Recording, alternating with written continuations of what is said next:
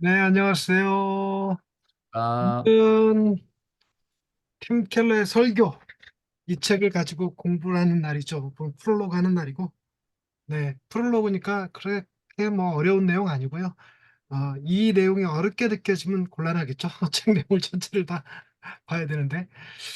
먼저, 이거 어떻게 화면에 넘어가는 거야? 이렇게 넘어가는 거. 세 가지 레벨의 말씀 사역이 있다고 이 이야기를 처음으로 시작을 하잖아요.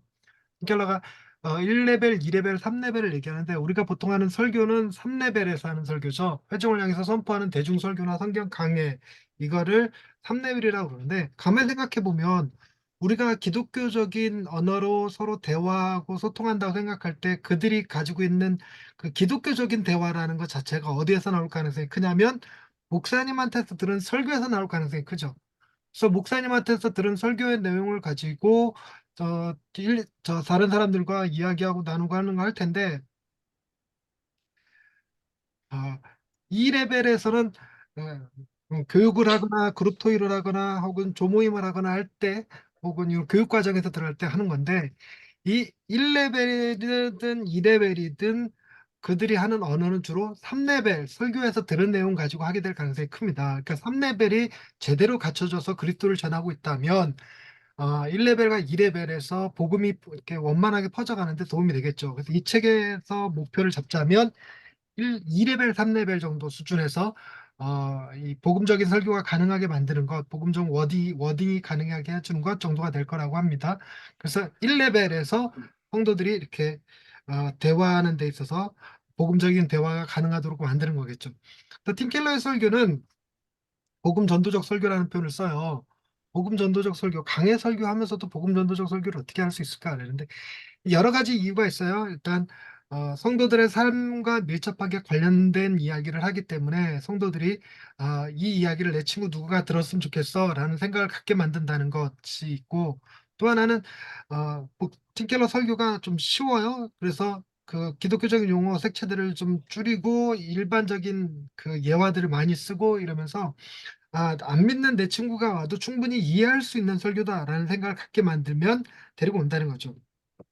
뿐만 아니라 이 책에서 주로 얘기하는 것은 뭐냐면 그 설교자가 하는 설교가 너무 난해하거나 어렵거나 전문 용어가 많이 섞이게 되면 이것을 성도들이 나가서 말로 전달하기를 되게 어려워한다는 거죠.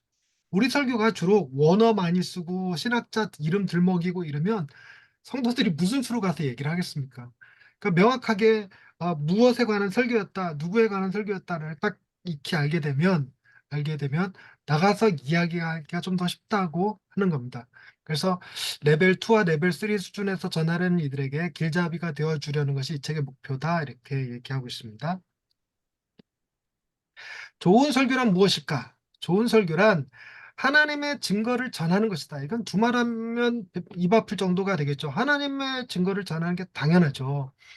어, 근데 우리가 하나님의 증거를 전한다의 반대말이 뭐냐면 목회자의 개인적인 주장을 한다 이렇게 될 거예요. 개인적인 주장을 하는 거면 좋은 설교가 될 수 없죠. 그 목사님의 견해가 되는 거니까. 그래서 권위 있는 본문을 지혜롭게 다루어서 성경적으로 설교하는 것이 좋은 설교다. 그래서 다시 말하자면 설교자의 의견이 아니라 말씀을 설교하는 것이다. 여기에 굉장히 다양한 것들이 함축되어져 있는데 우리가 어떤 이야기를 하려고 본문을 컨택하기보다 본문에서 말하고자 하는 말을 캐치해서 그대로 설교하는 것.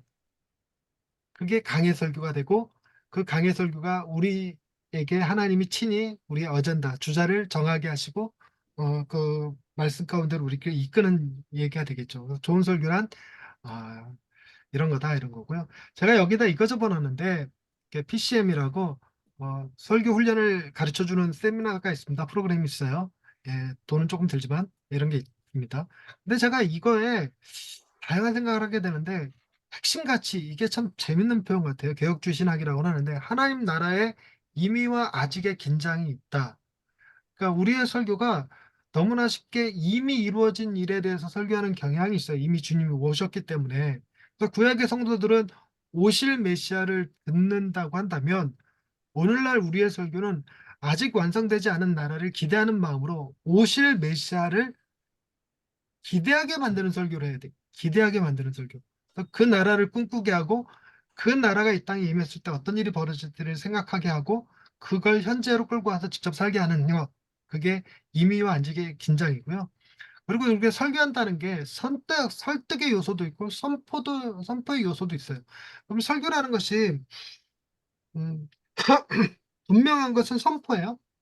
선포지만 단순히 선포로만 끝나는 것이 아니라 그것이 성도들의 귀에 마음에 심겨져야 되니까 설득력이 있어야 되겠죠. 우리나라의 설득력은 주로 간증에 의지하는 바가 커요. 누가 이렇게 했더니 복 받았더라 하는 얘기로. 근데 이제 음, 팀켈러는 논증을 좀 익힐 필요가 있고 변증적인 요소를 배울 필요가 있고 특히나 이 문화적 가치, 문화적 내러티브에 대해서 좀 이렇게 익숙하게 가질 필요가 있다고 그래요. 그것을 토대로 설득이 이루어지는 거니까요. 그리고 또 하나는 세상에 있지만 세상에 속하지 않은 성도의 긴장. 우리가 이 세상을 살아가고 있지만 우리가 꿈꾸는 세상은 하나님의 세상이잖아요. 여기에 속한 사람들이 아니니까. 근데 여기에서 필요한 것들만 주구장창 설교하고 있으면 그 올바른 설교라고 할 수 없겠죠. 어떻게 하면 이 땅에서 성공하고 어떻게 하면 복 받고 어떻게 하면 건강하게 살고 뭐 어떻게 하면 기도응답 받고 이런 것만 설교하고 있으면 세상이 전부라는 인식을 계속 갖게 만들죠. 우리는 세상에 살지만 세상에 속하지 않은 성도라는 것을 분명하게 전할 수 있어야 된다는 겁니다. 그리고 설교의 권위와 성경의 권위. 여러분, 이 설교자의 권위가 아니라 설교의 권위입니다. 성경이 가지고 있는 거를 우리가 설교를 할 때, 우리의 권위로 낮춰서 설교하는 경향이 있으니까 워딩이 하나님께서 이렇게 말씀하셨습니다로 쭉 나가는 게 아니라 하나님 우리에게 이렇게 말씀하셨습니다로 나가는 게 아니라 내가 이 말씀을 보니까 이거는 무슨 뜻이고 이건 무슨 뜻이고 그러니까 우리는 이렇게 살아야 돼 이러고 얘기하면 자기 권위잖아요. 그렇게 떨어져서는 안 된다는 거고 그리고 설교를 얼마나 잘하느냐 하는 것보다도 이제 설교자의 은사와 성품을 이렇게 잘 알아야 되는 설교 설교자가 이렇게 어, 너무너무 좋은 사람이야 살아계신 부처님이야 그런데 은사가 약해. 그래갖고 뭔 말을 하는지 못 알아듣겠어. 그럼 그것도 골치 아픈 거죠. 은사가 있어 탁월해. 그런데 삶이 개판이야. 그것도 문제겠죠. 근데 여기 이게 은사와 성품의 긴장이 필요하다 이런 얘기를 하는데 이 PCM이 이런 거를 중점적으로 훈련시켜 주는 것인가 뭐 이런 것들을 내걸었네요. 이게 저에게 관심거리였습니다. 그리고 복음연합 헌장이라는 게 있습니다. 어, 복음 핵심이다라는 책에 나오기도 하고 예전에는 CTC 홈페이지에 이게 있었는데 지금은 사라진 것 같은데 여기에 복음연합 헌장 그 어, 제3세계에서는 노예가 구성되어 있지 않고 교단이 명확하지 않으니까 이 교단을 CTC로 교단을 잡고 그 안에 이제 헌법책 같이 이 복음연합 헌장을 사용한다고 그래요. 그래서 여기서 사용하는 신앙 고백서 중에 6번에 복음이라는 카테고리가 나오는데 이걸 한번 읽어보겠습니다. 우리는 복음이 예수 그리스도의 좋은 소식임을 믿는다. 구원받은 사람들에게는 하나님의 능력이지만 세상 사람들에게는 순전히 어리석게 들리는 복음은 십자가와 부활에 집중된 그리스도론이다. 그리스도를 선포하지 않으면 복음을 선포하지 않은 것이며 다시 한번 그리스도를 선포하지 않으면 복음을 선포하지 않은 것이며 설교 중에 정말 오늘 프롤로그에도 나왔지만 그리스도 실종된 느낌. 도대체 예수님 어디 계신 거야? 언제 예수님 얘기하는 거야? 그 저도 이번에 설교 그 피드백 요청을 받아갖고 그 피드백을 해드렸는데 그 중에 한 번은 진짜 설교 처음부터 끝까지 예수님 그리스도 메시아 단 한마디도 나오지 않아요. 그러면 그리스도 중심적 설교라고 할 수도 없고 그걸 그냥 설교라고도 할 수 있나 싶은 정도였습니다. 그럼 복음을 선포한 게 아니에요. 그분의 죽음과 부활이 중심이 없다면 이것도 굉장히 중요해요. 우리가 신약 본문을 가지고 예수님이 말씀하셨던 거, 예수님이 사역하셨던 거 가지고 설교는 하지만 그렇다고 해서 내가 예수님을 전하고 있는 건 아닐 가능성이 굉장히 커요. 예수님이 이렇게 말씀하셨습니다. 그러고 나서 예수님이 구원자로 전달되지 않고 자꾸 랍비나 모델이나 스승으로 전달되어지면 이거는 복음 설교라고 하지 않아요. 뭐가 들어가야 되냐면 예수가 언급되지만 그 예수님의 죽음과 부활이 반드시 언급돼야 돼요. 그리스도가 우리의 죄 때문에 죽으셨고 부활하셨다는 메시지가 담기지 않으면 그리스도를 얘기했고 메시아를 얘기했고 예수님을 얘기했어도 진짜 그리스도를 전하지 않은 것이고 복음을 전하지 않은 것입니다. 그러니까 핵심이 뭐냐? 예수를 전하되 그분의 죽으심과 부활을 전하는 거예요. 이게 복음 설교고요. 설교자의 의미에 대해서 틴켈러가 성 어거스틴의 말을 인용해서 이런 얘기를 하죠. 프로바레, 델렉타레, 플렉테레가 있어야 된다 이렇게 얘기하는데 이게 설교를 본문을 딱 정했으면 그 본문을 이렇게 지혜롭게 잘 주석하고 해석하는 힘이 필요하죠. 그러니까 우리에게는 음, 선지자적 힘이라고 불리우는데 그 선지자적 힘으로 말씀을 명확하게 분별할 수 있는 힘이 필요해요. 그리고 마음을 사로잡고 즐겁게 함, 델렉타레. 이게 이걸 우리의 마음에 심어줘야 되는데 우리 마음이 완고하고 우리의 마음이 딱딱하다면 말씀을 튕겨내죠. 씨앗이 심겨지지 않습니다. 그래서 우리의 마음을 사로잡고 즐겁게 할 수 있어야 되는데 그럼 무엇으로 할 것이냐?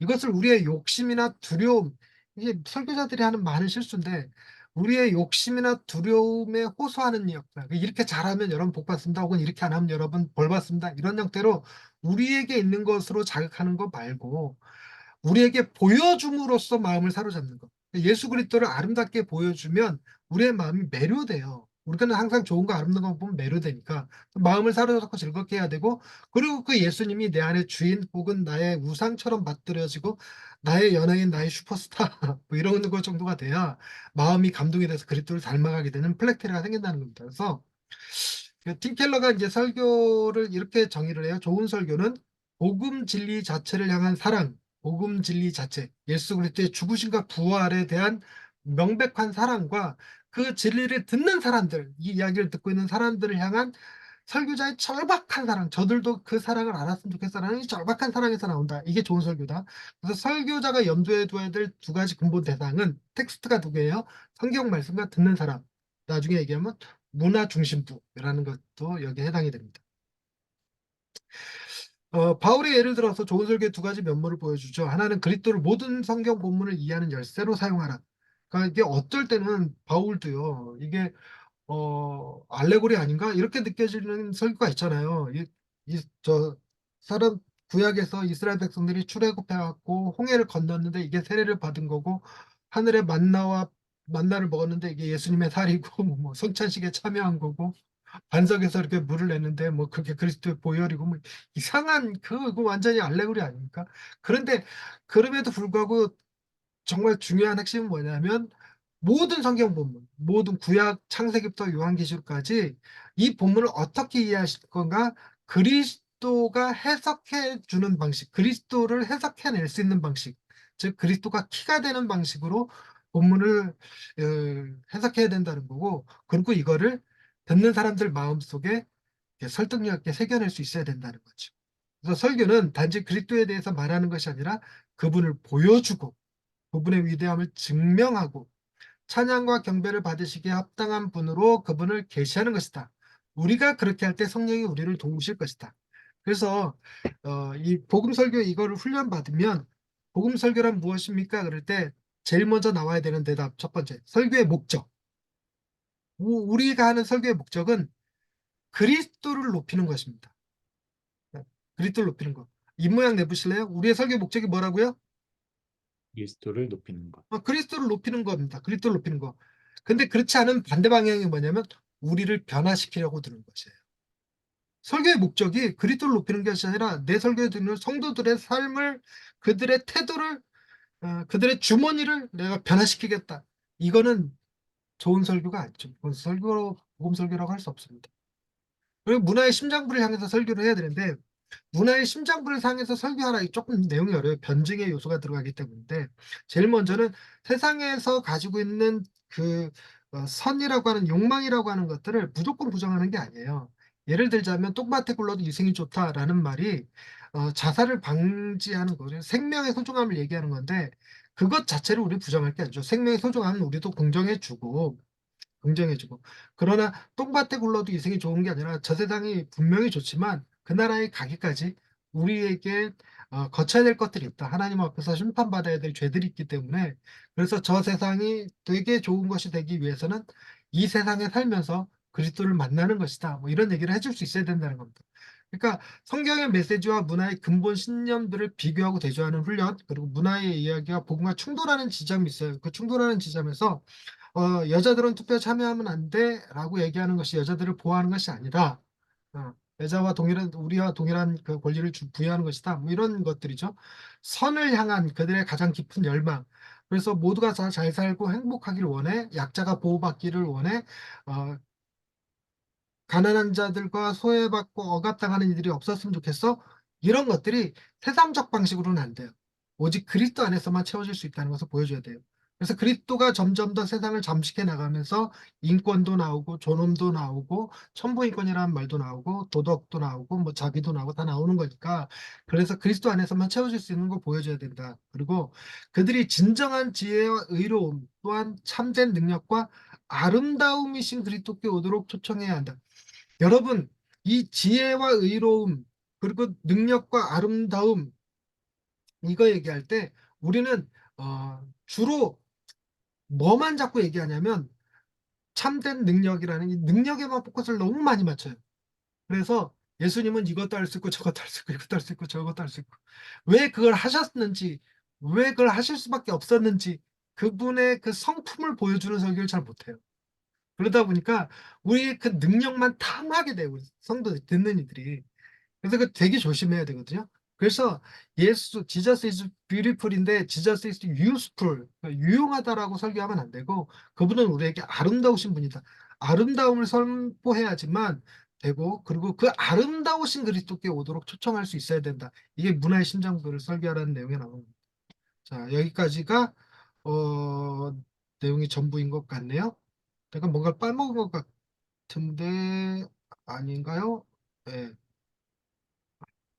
다 얘기했네요. 네, 여기까지 하겠습니다. 다음 주제에 뵐게요. 수고하셨습니다.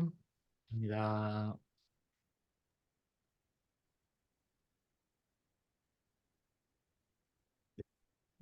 녹화 중지는 어떠냐, 했구나.